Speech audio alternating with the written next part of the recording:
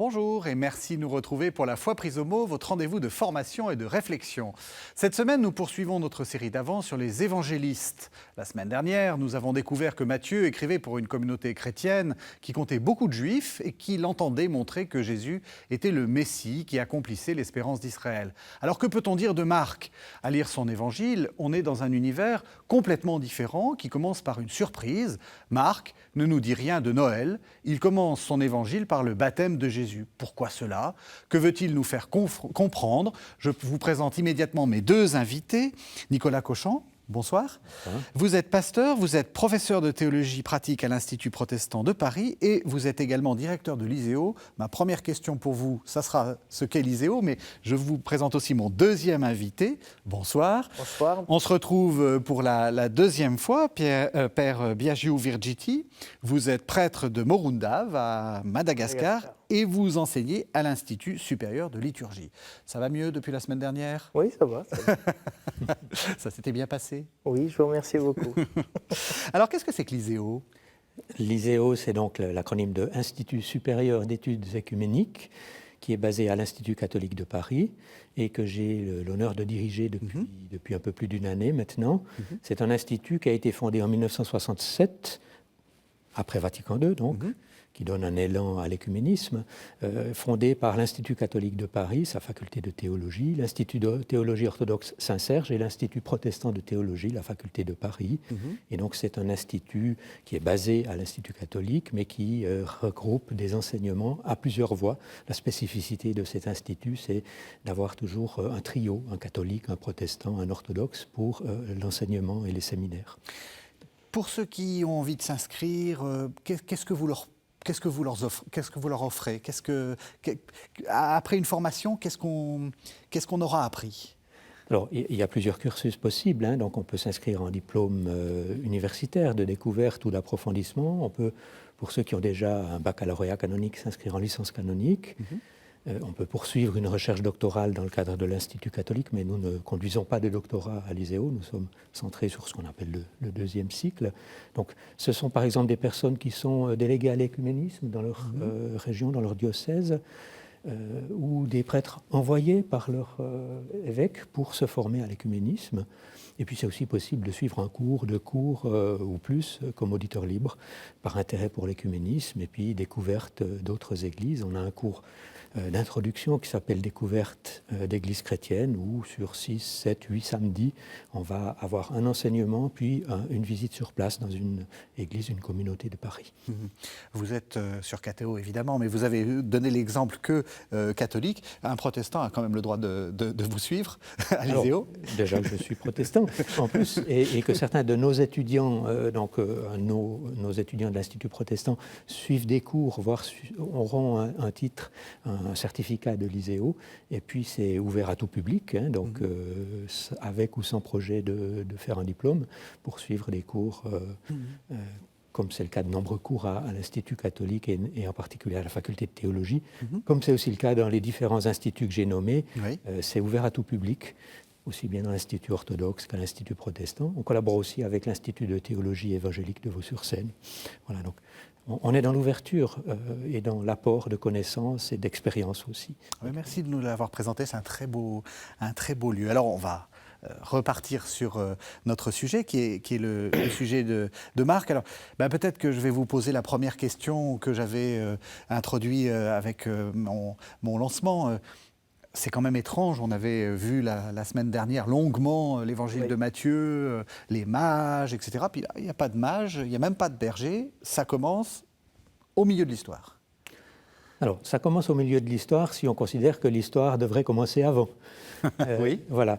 Donc, ça nous met d'emblée sur quelle est l'intention de l'auteur de cet évangile ou de cet évangile, c'est de nous présenter qui est la personne de Jésus-Christ et qu'est-ce que c'est que venir à la suite de Jésus-Christ, qu'est-ce que c'est qu'être disciple. Et pour ça, disons l'évangéliste, par simplification, disons que l'évangéliste commence son histoire au moment où, dans la manière dont il la raconte, au moment où Jésus commence, on dira, son ministère public. Et voilà, le récit initial, hein, on l'a dit, c'est le baptême. C'est le baptême de Jésus par Jean le Baptiste au Jourdain. Ça dit quoi ? Ça dit qu'en fait, ce que les autres ont raconté n'intéressait pas Marc, ou ça dit qu'il a une autre perspective sur Jésus ? Je pense qu'il y a plusieurs perspectives sur Jésus, sur qui est le Christ, qui est Jésus dans le Nouveau Testament. Ça me paraît de l'ordre de l'évidence. Mais c'est particulièrement évident quand on regarde et quand on lit Marc, qui est Jésus. D'ailleurs, il pose lui-même la question à ses disciples, hein. Pas seulement dans l'évangile de Marc, mais déjà dans l'évangile de Marc, qui dites-vous que je suis ? Voilà, c'est la question de la foi, qui dites-vous que je suis ? Alors ça, c'est un premier aspect, c'est déterminer, mettre en évidence par le récit qui est Jésus, qui est cet homme, qui est cet envoyé de Dieu. Et puis l'autre aspect, c'est on peut poser la question aussi de manière historique, c'est-à-dire en se situant dans le temps. Nous lisons les évangiles de manière complémentaire. Nous lisons Marc, nous lisons Matthieu, nous lisons Luc. Nous voyons que dans Matthieu et dans Luc, il y a des récits de la nativité, ou en tout cas une évocation de ces récits, d'épisodes. Si on considère, et c'est le cas de la grande majorité des exégètes, si on considère que Marc a été écrit en premier, voilà, il fait œuvre d'innovation. L'auteur de l'Évangile fait œuvre innovatrice en créant un genre littéraire, celui de l'Évangile. C'est le premier mot quasiment de l'Évangile, hein, commencement de l'Évangile de Jésus-Christ, Fils de Dieu. Et voilà, il fait des choix rédactionnels qui l'amènent à mettre en évidence essentiellement la trajectoire du Christ dans son ministère et jusqu'à sa mort et au récit du tombeau vide. Cette diversité, ça vous inquiète ou ça vous arrange, Père Virgiti ? Alors, c'est très intéressant parce que c'est une mosaïque ou comme un diamant en différentes facettes, hein, qui nous permet de rentrer par différentes portes dans le mystère de l'incarnation. Pour ça, c'est très intéressant qu'il n'y ait pas de récit de la nativité dans l'évangile de Marc, parce que quelque part, puisqu'on connaît les récits de la nativité, on peut lire le début de Marc comme, voilà, la nativité pour Marc, c'est l'annonce de l'envoi du messager qui va indiquer le Messie. Et tu es mon fils, moi aujourd'hui je t'ai engendré, tu es mon fils bien-aimé. Donc cette naissance par la parole, un engendrement par la parole, si on peut dire ainsi. Et donc c'est un aspect important. Il y a une nativité qui est annoncée à la Vierge Marie, qui est annoncée à Joseph, qui se retrouve au milieu des bergers, au milieu des mages. Et ici, c'est une nativité dans la parole, un engendrement dans la parole. Et donc, je trouve que c'est très enrichissant parce que c'est plusieurs manières de voir la venue du Christ dans ce monde, la manifestation, ou physique, ou par la parole. C'est intéressant ce que vous dites, parce que c'est vrai que souvent, quand les gens font leur récit de vie, ils vous disent c'est à ce moment-là que je suis vraiment né, ou que je me suis vraiment réalisé, par exemple en prenant une décision de vie. Et donc, ce que nous suggère Marc, pour vous, c'est Jésus, il s'est incarné, etc., évidemment, mais il est d'abord celui qui est annoncé et qui parle. Exactement. Et je pense que c'est le fruit, Nicolas me dira si je me trompe, de l'expérience de Marc, que Marc a rencontré Jésus-Christ par la prédication d'un messager, d'un Jean-Baptiste pour lui, et donc il a pu engendrer Jésus-Christ en lui, le vivre dans la foi, et donc tout ce chemin du disciple qui grandit à la suite du Christ, je trouve ça particulièrement intéressant de voir que Marc, il part peut-être de son expérience. Et cette manière de rencontrer Jésus-Christ, peut-être votre manière à vous, peut-être pour moi c'est plus dans la nativité, ou différemment, dans l'annonce à la Vierge Marie, etc. Et donc il y a différentes réalités de personnes, de situations, et l'Évangile s'adresse à chacun. Et donc le fait d'avoir plusieurs voix pour un même Évangile, c'est plutôt concordant dans le sens de la personne qui est la même qui nous est annoncée. Alors, il a parlé de Marc. Enfin, à moins que vous vouliez dire quelque chose, mais j'allais vous poser la question de qui est Marc, justement. Oui. Il a parlé de Marc et c'est un peu compliqué. Est-ce qu'on sait vraiment qui est l'évangéliste ? On sait qui est décrit par la tradition. Les textes qui nous ont été transmis, donc les manuscrits qui nous ont été transmis, comportent un titre, Katamarkon, selon Marc. Et donc, la tradition transmet cet évangile avec un nom, un prénom, en l'occurrence, un prénom de type romain, Marcus. Et donc, c'est tout ce que l'on peut savoir à partir de ce qui accompagne le texte, c'est-à-dire c'est ce que la tradition a construit ou transmis, ou reçu et transmis, mais le texte lui-même ne transmet rien. C'est-à-dire que l'auteur ne s'est pas mis dans le texte. Alors, certaines traditions de lecture ont dit qu'il y a une figure, c'est le jeune homme qui s'enfuit au moment de l'arrestation de Jésus, qui serait identifié avec l'auteur de l'évangile. Voilà, c'est ce que dit la tradition, mais dans le texte, rien ne nous indique que c'est le cas. Qui s'en va tout nu. Et qui s'en va tout nu. Et donc, on en est réduit à se poser la question, plutôt que de chercher à savoir qui était cet évangéliste, à la question de savoir quelle était son intention, pourquoi est-ce qu'il écrit, dans quelles circonstances et pour qui. Et donc, nous répondons, en essayant de répondre à ces questions, exactement à un aspect de l'intention de l'Évangile, c'est-à-dire que nous situer en tant que lecteurs, en tant qu'auditeurs de cette parole, et donc prendre position par rapport à cette parole et devenir des sectateurs, si je puis dire ça, de celles et de ceux qui suivent, qui se mettent en marche à la suite du Christ, puisque un des éléments importants de qui sont les disciples, c'est ceux qui se mettent en route et qui se mettent en marche à la suite du Christ. Oui, alors, on peut donner quelques éléments. On peut dire... alors, on situe souvent autour de l'an 70, la rédaction de l'évangile de Marc. Il y a un certain nombre d'éléments qui peuvent le laisser penser. C'est des hypothèses d'interprétation, des hypothèses d'analyse et d'interprétation. Ça signifierait que c'est un moment critique dans l'histoire des chrétiens, de ceux qui... Est-ce qu'ils s'appellent déjà chrétiens ? Peut-être. Ça reste à discuter.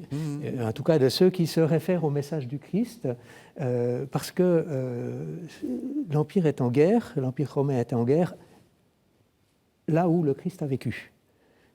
Entre 67 et 73, il y a une guerre terrible qui concerne Jérusalem, le pays, la Galilée, la Judée, et puis qui se termine par des événements dramatiques en 73, mais qui se termine déjà par la prise de Jérusalem en 70 et la destruction du temple.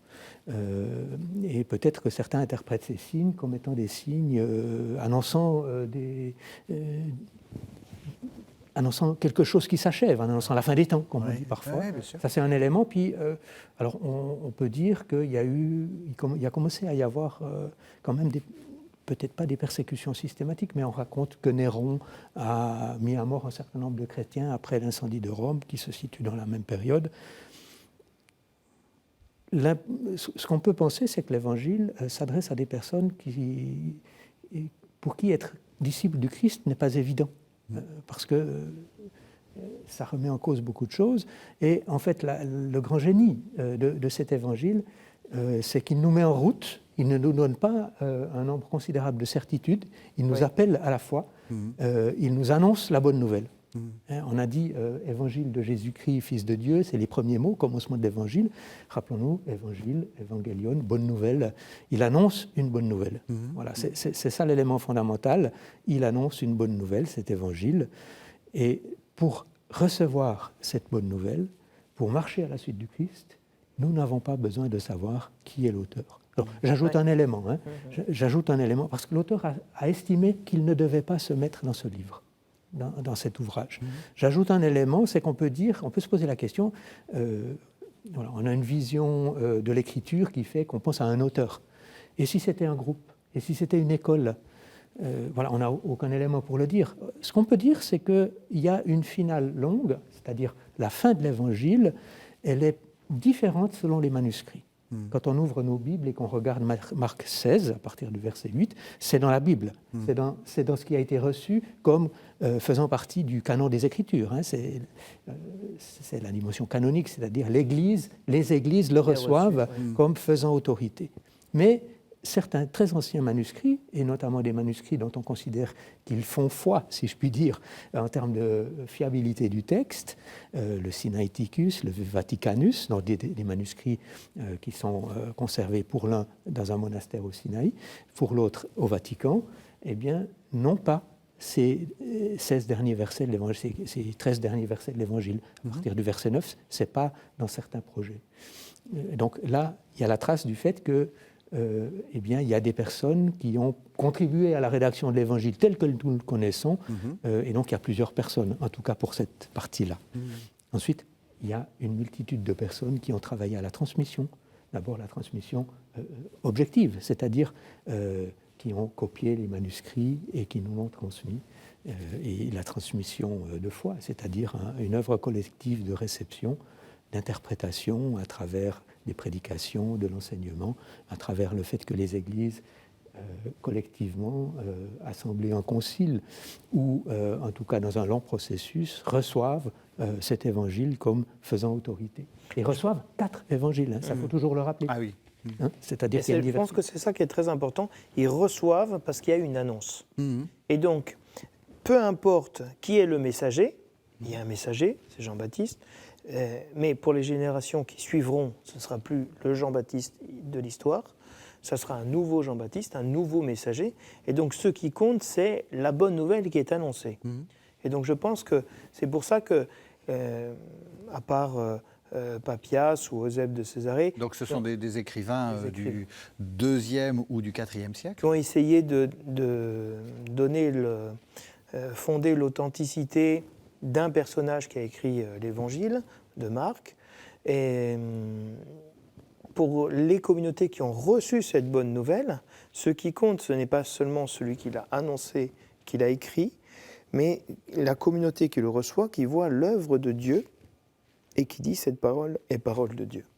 Et donc ça fonde vraiment l'autorité dans l'incarnation de cette bonne nouvelle dans la communauté qui reçoit l'Évangile. Ce que je trouve intéressant dans ce que vous dites, c'est que ça nous force à avoir une vision un petit peu moins simple de l'inspiration, comme d'un monsieur qui écrirait en dictant, carrément sous la dictée de l'Esprit Saint. On est sur quelque chose de beaucoup plus complexe. Une communauté tout entière peut être inspirée. Enfin, je ne sais pas si vous êtes d'accord avec cette idée-là. La question de l'inspiration, on peut l'aborder de plusieurs manières ou en plusieurs temps. C'est-à-dire, le processus qui donne naissance à cet évangile est déjà un long processus de tradition orale. Si on le situe dans les années 70, ça signifie qu'il se passe une quarantaine d'années entre les événements dont on fait le récit et le moment où on le rédige.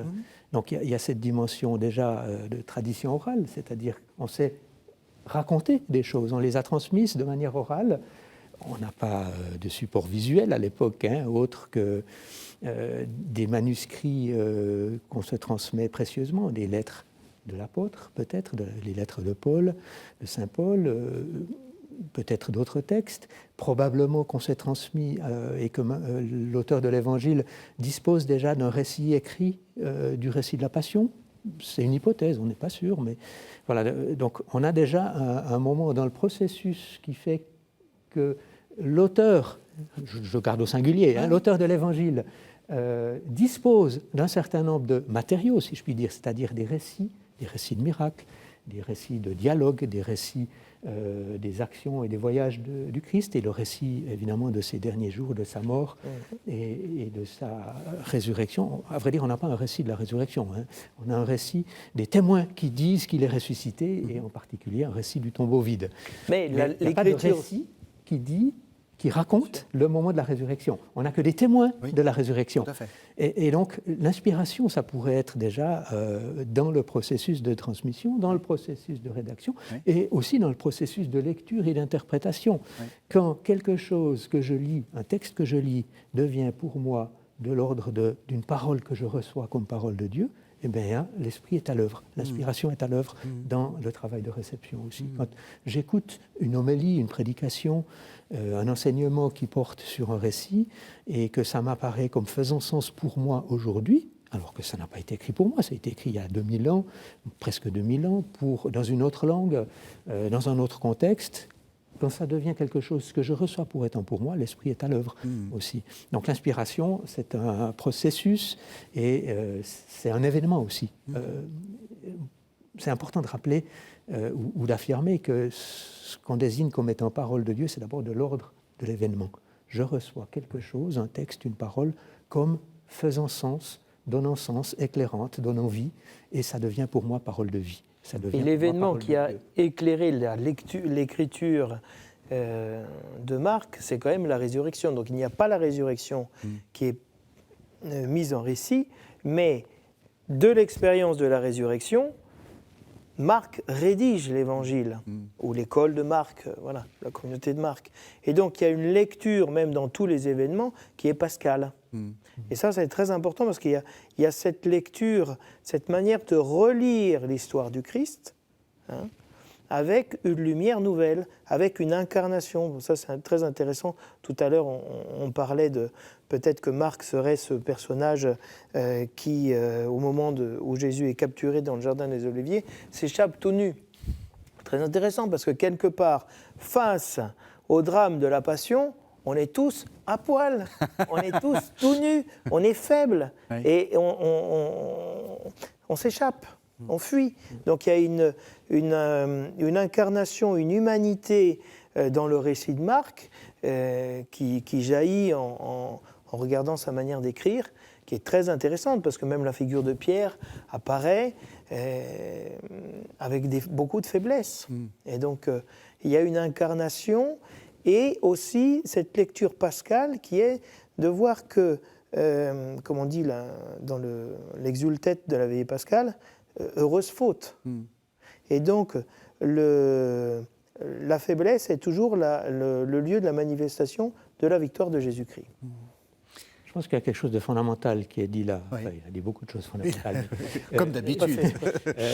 C'est-à-dire que, j'ai dit tout à l'heure, il n'y a pas de récit de la résurrection. Oui. Il n'y a pas de récit du moment où un mort devient vivant. Il y a le récit de la mort, et d'ailleurs c'est un moment fondamental dans l'évangile de Marc, c'est le moment du dévoilement de l'identité du Christ. Et c'est intéressant de voir que c'est un païen, un centurion romain, qui identifie le Christ comme fils de Dieu, sous la croix.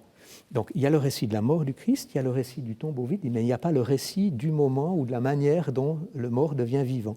Par contre, c'est essentiel de souligner que pour les premiers chrétiens et pour ceux qui rédigent et ceux qui lisent les évangiles, il y a cette conviction que celui dont parlent les évangiles est vivant. Celui qui parle dans les évangiles, celui à la suite duquel nous sommes appelés à marcher, il est vivant, c'est un vivant qu'on suit, qu'on est appelé à suivre, effectivement. Et cette parole est l'autorité parce que c'est la parole du vivant. Je crois que c'est essentiel de le souligner. Autour de ça, il y a un élément du cœur du projet de l'évangile de Marc, c'est révéler l'identité de manière fragile. Oui.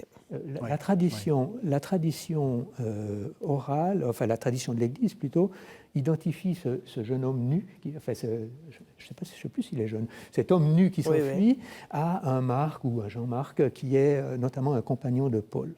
On pourrait dire qu'il y a une sorte de proximité théologique avec le message de l'apôtre Paul, en particulier dans la correspondance avec les Corinthiens, dans le début de la première épître aux Corinthiens. Vous savez, cette affirmation forte de Paul qui dit « J'annonce le Christ et le Christ crucifié, scandale pour les Juifs, folie pour les païens. » Eh bien, le message sur l'identité du Christ, elle est révélée sur la croix, dans l'évangile de Marc. Il y aurait une sorte de proximité théologique, ou plutôt, excusez-moi de ce gros mot théologique, christologique, c'est-à-dire comment on parle du Christ, quelle est l'identité du Christ.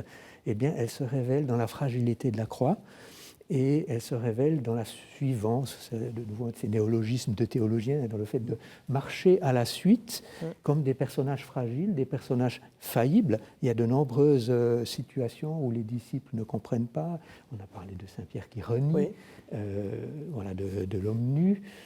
Voilà, devenir disciple du Christ, marcher à sa suite, c'est se lever, se mettre en route, mais en assumant une fragilité d'un Dieu qui se révèle dans celui qui est annoncé comme son Fils au baptême et qui est confessé comme son Fils sous la croix. Ça, c'est effectivement une expérience de lecture qu'on fait tous quand on se lance dans l'évangile de Marc. Vous dites, ça fait événement à chaque fois.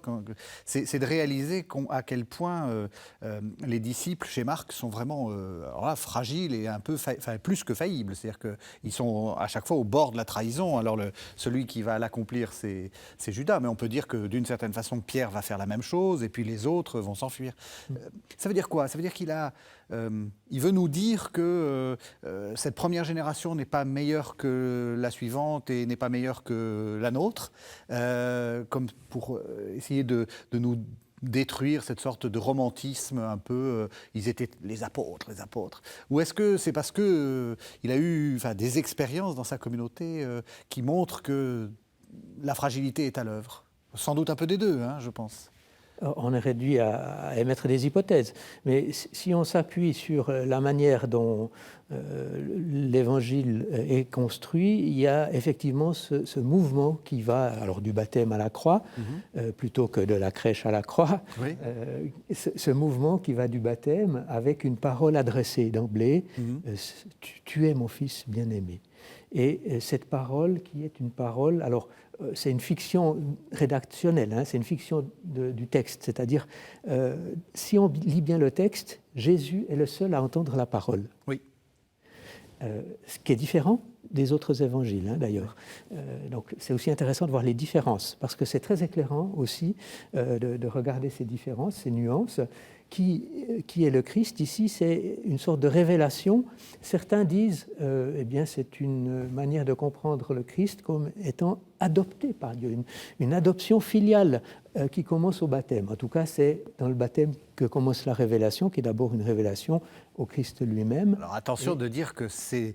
certains disent, mais c'est condamné, ça. Je veux dire, c'est une option, c'est pas un être humain qui est adopté. Alors, écoutez, vous introduisez un élément qui est un élément ultérieur. C'est-à-dire qu'on va avoir, au cours des siècles, des débats sur qui est Jésus-Christ. Et ça va donner des formulations, notamment, évidemment, la formulation du symbole de Nicée, du symbole de foi, le credo, Nicée, puis finalisé à Constantinople, Nicée-Constantinople, le credo qui affirme un certain nombre de choses sur qui est la personne de Jésus-Christ. Mais au début, on a une pluralité d'interprétations sur qui est Jésus-Christ. Et c'est petit à petit que le débat théologique, le débat entre les églises, le débat entre les croyants, le débat entre les théologiens va amener à des formulations dont certaines seront adoptées, dont d'autres seront écartées. Donc je ne fais que souligner que dans le projet de l'Évangile de Marc, on a cette manière de présenter le Christ comme étant clairement fils de Dieu, sans éprouver le besoin, comme le fera l'Évangile de Jean, par exemple, de commencer au commencement. Au commencement était la parole. Le commencement, c'est la bonne nouvelle dans l'Évangile de Marc. Commencement de la bonne nouvelle, et ça commence par une parole adressée au Christ, puis des appels immédiatement et des récits de guérison. On parlait de fragilité, si vous me permettez encore. On parlait de fragilité. On voit que cet évangile qui se produit comme un événement de parole, c'est un événement qui est concentré sur le fait que le royaume de Dieu, le règne de Dieu s'approche, la puissance de Dieu se manifeste, mais elle ne se manifeste pas de manière triomphale. Elle ne s'impose pas. De manière un peu paradoxale. Si on va à la toute fin de l'Évangile, disons la première fin avant cette addendum, cet épilogue qu'on pourrait dire à partir du verset 9 du chapitre 16, ça se termine de manière abrupte. Et elle ne dit, le ressuscité, ou en tout cas une figure divine, apparaît à des femmes et leur dit, allez dire à ses disciples, il vous précède en Galilée.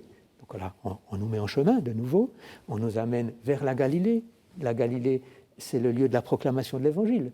On nous appelle à poursuivre cette proclamation, et après, la conclusion, c'est de ce petit passage, et elles ne dirent rien à personne, car elles avaient peur. Ce qui oblige à dire, bon, visiblement, elles ont parlé. Hein, mais voilà, donc il y a ce côté paradoxal d'un évangile qui appelle à la suite, qui appelle au saut de la foi, on pourrait dire, qui ne se présente pas comme de manière triomphale, irréfutable, qui implique un appel à la foi, le fait d'assumer une fragilité de l'existence, mais une fragilité habitée de la proximité de Dieu et de la proximité de la parole. C'est en ce sens où je pense que l'évangile de Marc, il est très réel, très simple, non seulement parce que son style est quand même assez épuré par rapport aux autres, mais parce qu'il tient compte, et je pense que pour les personnes qui nous écoutent, ça peut être une aide, de la réalité des disciples qui est fragile, qui est faillible. Et donc, cette révélation qui est un chemin, qui commence par un messager qui est envoyé, il termine par le messager « Allez en Galilée », c'est là que vous le verrez. Donc on est tout le temps à suivre un messager, et on découvre le Christ qu'il est fils de Dieu. Bon, les démons le découvrent avant nous. Hein. C'est quand même un peu inquiétant, non?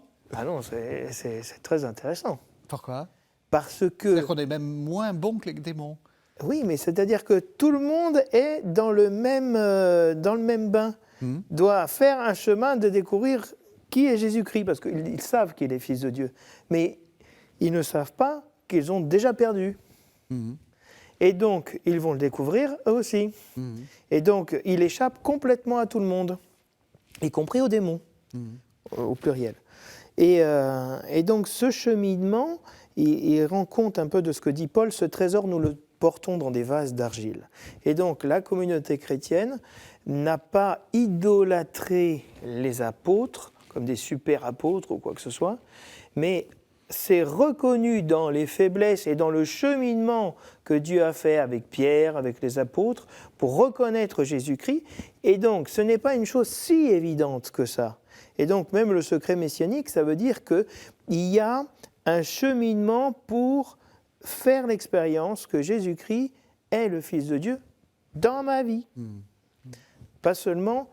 Oui, non, pardon. Non, parce que je pense à ce qu'on disait de l'évangile de Matthieu, où on sent que c'est un évangile marqué par la souffrance, enfin une communauté qui est en tension avec le monde extérieur. Là vous dites, cet évangile est aussi d'une actualité assez brûlante, parce que Matthieu, c'était finalement la découverte douloureuse du mal autour de nous. Là, c'est un peu la découverte douloureuse de notre fragilité à croire. En fait, il nous parle comme ça. Bien sûr.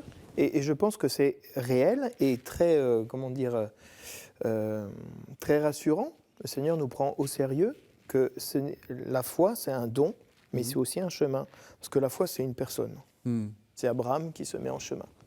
C'est Jean-Baptiste qui lui aussi découvre, et qui doute, lui aussi, qui chemine pour savoir, es-tu celui qui doit venir ou devons-nous en attendre un autre ? Et donc, dans cet avènement, on est dans ce temps de l'Advent où le Seigneur va se manifester, et même dans notre vie, il se manifeste ponctuellement de diverses manières. Et donc, on peut voir sa présence et comme disait Nicolas, poser un acte de foi. Tu es le Christ de Dieu. L'engagement existentiel, oui. Bien sûr. Mais justement, vous avez dit quelque chose de très intéressant. Vous avez dit il faut aussi voir par comparaison. Là, on est en train de parler par comparaison. C'est-à-dire que par rapport à Matthieu, il est un peu... mais justement, à quoi on voit que pour lui, les disciples sont fragiles? Quelle est la spécificité de Marc? Il les montre plus fragiles que les autres? Alors, il les montre fragiles, ça c'est sûr. Je pense que, alors, du point de vue de l'histoire de la rédaction, si on suit les visions les plus fréquemment défendues, c'est-à-dire que Marc a été écrit en premier, Matthieu et Luc ont écrit chacun leur évangile, en disposant notamment de celui de l'évangile de Marc. Donc, en comparaison, on va aller regarder, est-ce qu'il y a des modifications qui sont apportées par Matthieu et par Luc par rapport à l'évangile de Marc, si on suit cette hypothèse de travail, et on voit que certains éléments ont été renforcés, d'autres ont été déplacés un petit peu. On parlera dans d'autres émissions de l'évangile de Luc, qui met fortement l'accent sur la difficulté de la richesse, la question de la richesse et de la pauvreté, les questions d'appartenance aussi chez Matthieu, par exemple. Donc des fragilités différentes, mais d'une foi qui repose sur une fragilité de l'existence chrétienne, ça me paraît être un point commun quand même des évangiles. C'est particulièrement souligné dans l'évangile de Marc, je suis d'accord, avec ce paradoxe, effectivement. Bien sûr, à parler du secret messianique. Alors le secret messianique, c'est un terme de théologien, n'est-ce pas, de bibliste, qui essaye, sous ce titre, de regrouper le fait que dans l'évangile de Marc, à de nombreuses places, Jésus, le Christ, ordonne à des personnes de ne pas dire qui il est. Les gens n'arrêtent pas de dire qui il est et il leur ordonne de ne pas le dire. Le premier à l'affirmer clairement, c'est un démon, effectivement, au début de l'évangile de Marc.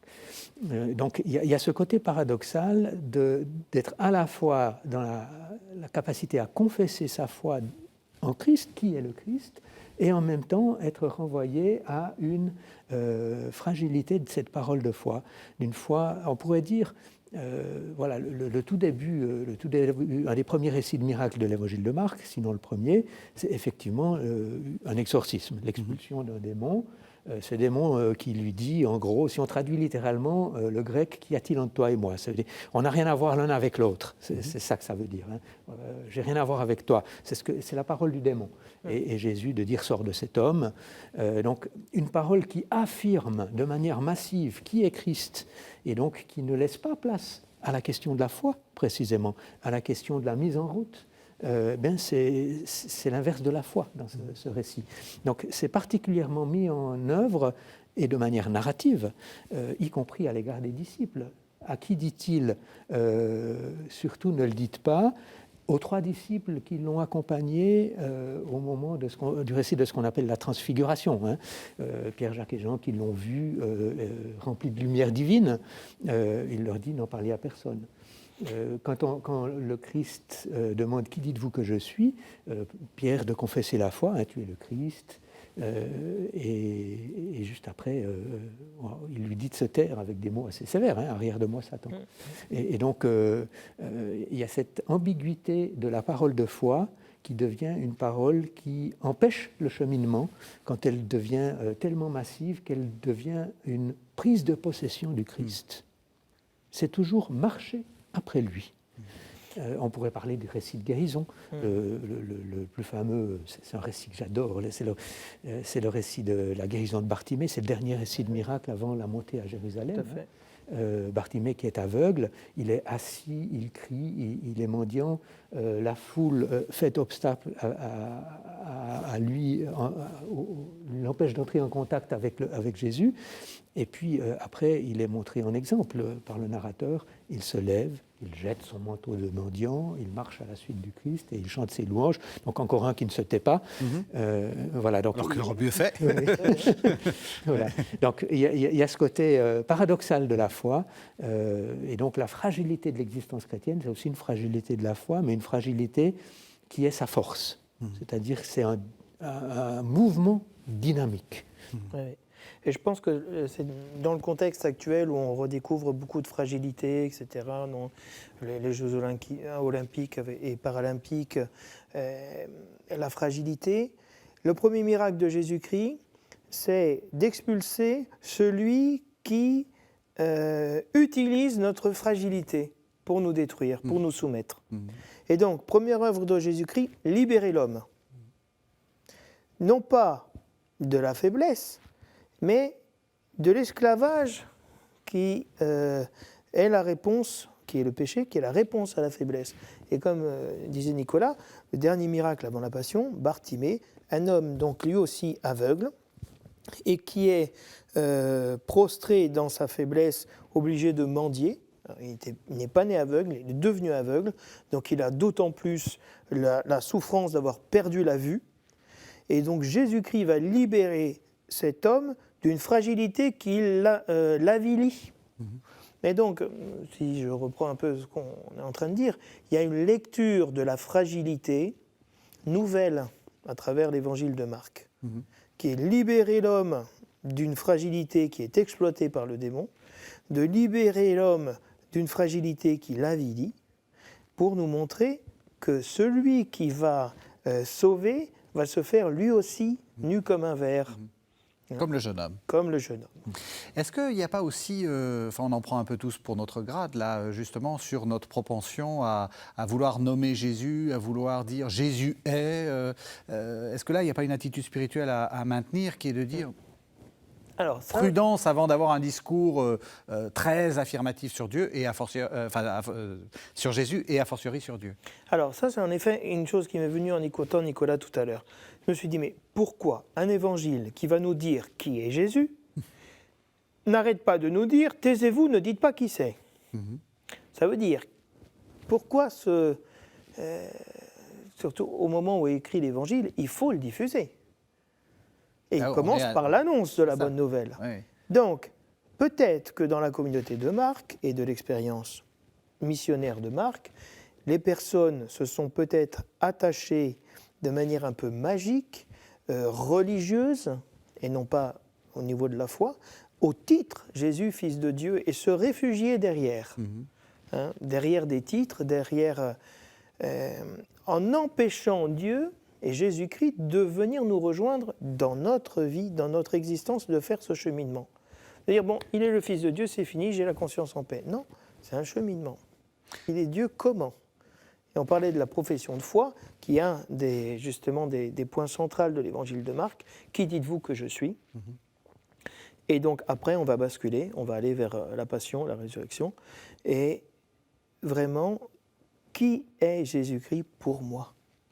Et alors, vous savez, là, vous êtes en train de... J'ai envie de jouer l'avocat du diable. Est-ce que dans nos églises... Vous le faites très bien. Ah, mais Est-ce que dans nos églises, on n'est pas tenté aussi de nous réfugier devant des formules un peu toutes faites ? Bien sûr. Et puis même, le défi qu'est l'évangélisation, c'est d'agir avec des formules toutes faites et de ne pas rentrer dans le défi qu'est d'adapter le langage aux situations, aux pays, l'Afrique, l'Asie, l'Europe. Aujourd'hui, on est obligé d'avoir un langage nouveau, mais avec le même esprit du ressuscité, qui a inspiré Marc pour la rédaction de l'Évangile. Et donc de nous laisser nous aussi inspirer pour sortir de titres de clichés, oui. De clichés. Parce que le titre renvoie à une réalité. Et nous, souvent, on peut avoir des concepts vides. L'amour, l'amour, l'amour, l'amour. On fait des homélies. L'amour, l'amour, l'amour. Et là, pour Noël, vous êtes en train de la préparer, votre homélie. Je vais vous demander conseil. Qu'est-ce que vous en pensez ? Sur ce point, effectivement, moi, je trouve ça formidablement intéressant, l'évangile de Marc, et très dynamisant et très déstabilisant aussi, je dirais. Je reviens au texte. C'est le Christ qui demande, c'est Jésus qui demande, qui dites-vous que je suis ? Oui. Quand il rencontre Bartimée, il y a plein de gens qui lui disent ce qu'il doit faire et ce qu'il ne doit pas faire. La parole que Jésus lui adresse, c'est « Que veux-tu que je fasse pour toi ?» Donc, c'est intéressant de voir que la relation au Christ et la relation à l'autre est une relation d'ouverture et de parole. Ce n'est pas une relation, si on prend l'idée d'une mission, par exemple, d'annonce de la bonne nouvelle, ce n'est pas une relation qui serait du genre « j'ai la bonne nouvelle et je te la donne et toi tu la reçois ». C'est de l'ordre de la parole échangée. Qui dites-vous que je suis ? Ça signifie qu'on me demande à moi de dire qui je suis, qui il est. Aussi, et puis qu'est-ce que ça signifie pour moi d'être à la suite de ce personnage que je confesse comme étant fils de Dieu, et donc que ça m'amène à la parole, à une parole de foi. Et dans ce sens-là, je dirais que c'est quelque chose de toujours recommencer. Et d'ailleurs, c'est pour ça que ça revient sans arrêt dans l'Évangile. Oui. C'est toujours recommencer. Et si on regarde le mouvement de l'Évangile général, il s'achève en disant il vous précède en Galilée, c'est-à-dire il nous ramène là où ça commence. Ça commence en Galilée. C'est un cycle permanent. Et en ce sens-là, je dirais que c'est d'abord la découverte, on parlait de libération, Ouais. ou de libération de l'humain, mais d'un humain qui accepte sa fragilité et donc qui accepte d'être porteur d'une parole provisoire, d'une parole pour aujourd'hui, mais qui n'est pas une parole qui devient objectivée et objectivable. Alors, ça n'empêche pas que dans un rapport sain au message, eh bien, nous avons besoin de références et nous avons besoin de paroles communes. Notre parole s'articule à des paroles reçues par la tradition, par le magistère de l'Église, dans le monde de l'Église catholique romaine, par l'interprétation du texte biblique, par la proclamation de l'Évangile par des générations et des générations qui nous ont précédés. Donc notre parole s'articule à ça. Ce n'est pas une parole qui naît de rien, c'est une parole qui s'inscrit dans la tradition, qui s'inscrit dans quelque chose qui fait autorité pour les églises. Et donc dans ce sens-là, une parole objective, c'est-à-dire une parole formulée, c'est le sens du dogme, c'est une parole formulée sur qui est Jésus, nous en avons besoin pour accéder à notre propre parole. Notre propre parole ne fait pas abstraction du fait que cette parole, c'est une parole dite en Église, dite pour les autres et avec les autres. Ça me fait penser à ce que tu dis à la délicatesse de Dieu, sur le fait de « que veux-tu que je fasse pour toi ? Que dites-vous que je suis ?» Et derrière les titres et le fait de vouloir divulguer Jésus-Christ sans en avoir encore fait l'expérience dans la passion, dans la mort et la résurrection, c'est un signe vraiment de la délicatesse de Dieu qui nous conduit progressivement, comme par étapes, à divulguer le message et de montrer que ce Dieu est très respectueux. Il ne s'impose pas à travers un dogme qui s'impose aux gens, qu'on veut marteler en tête. Alors on arrive à la fin de l'émission, il y a toujours deux questions rituelles. Pour l'invité qui tourne, comment dire, quelles sont les bonnes raisons de lire l'évangile de Marc ? Alors il y a des raisons pratiques. C'est le plus court. Il y a une expérience à faire qui est une expérience de lecture profondément spirituelle. C'est de le lire en entier sans s'arrêter. Oui, ça, je suis tout à fait d'accord avec vous. Et j'ai eu l'occasion une fois ou deux d'entendre l'évangile dit par un croyant comédien professionnel. C'est une expérience extraordinaire. Donc déjà, une bonne raison de lire l'évangile de Marc, sa brièveté. Le lire d'un trait ou l'entendre d'un trait, ça met en évidence aussi la dimension dramatique de la passion, de ce côté, dans le fond, qui apparaît un peu inéluctable quand on lit le récit.